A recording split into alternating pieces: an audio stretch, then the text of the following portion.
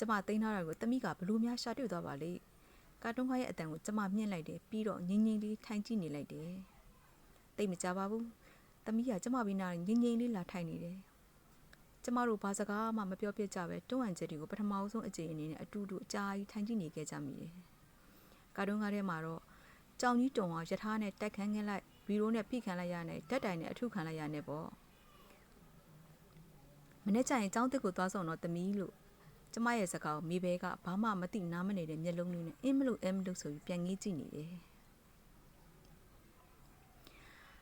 ဖန်ကော်လီလုံးလေးတွေကလူသက်နိုင်လို့ကျမတခါမှမတွေ့ခဲ့မိဘူးသမီးကိုကျောင်းသစ်လိုက်ဖို့ပေးဖို့လိုအပ်နေတာယူဖို့အိမ်ပေါ်တက်ကနေအစင်ဖန်ကော်လီလုံးလေးကိုတက်နှင်းမိပြီးပြုတ်ကြတဲ့ကျမလေကားအောက်ခြေမှာကျိုးပြတ်ကြလာတဲ့ရုပ်တရွတ်တူလိုပဲပုံပြက်ပန်းပြက်နေကျမဘေးမှာလာရက်နေတဲ့သမီးကိုလက်လှမ်းမှုကြိုးစားပေမဲ့လက်ချောင်းလေးတစ်ချောင်းကိုမှကျမမလှုပ်နိုင်ခဲ့ဘူးသမီးကကျမကိုရှောင်းပြီးအိမ်ပေါ်တက်ကိုတက်သွားတယ်ကျမနှာခေါင်းထဲမှာလည်း gas net တွေမှုန်ထူနေတာပဲ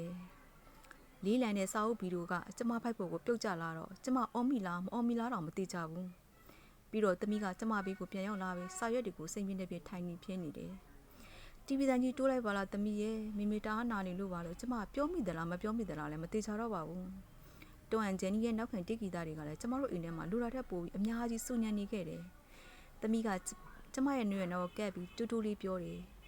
သူပြောနေကြကာတွန်းကားတွေကလို့ပဲအနေအမြင်အတက်ကြမရှိတဲ့လေးတန်းရှင်းရှင်းလေးနဲ့ You must not leave me mommy မြင်တော့လို့မရတော့ပါဘူးမမေဆိုပြီးတော့စာရွက်တွေကိုမိရှို့ပြီးတဲ့နောက်မှာသမီးကရေချိုးခန်းထဲကိုဝင်သွားခဲ့တယ်သမီးတီတီချာချာစီသွားတဲ့မီးလောင်နေတဲ့စာရွက်တွေကကျမရှိတဲ့စီကိုတော့မလာပါဘူးမီးဘိုခန်းထဲက gas အိုးထဲမှာပဲအဆုံးသက်သွားတယ်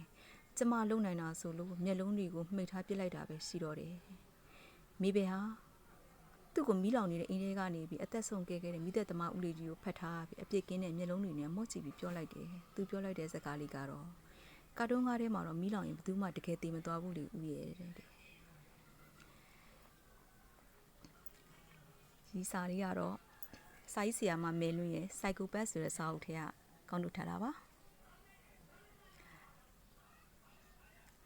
စာအုပ်လေးနာမည်ဟာ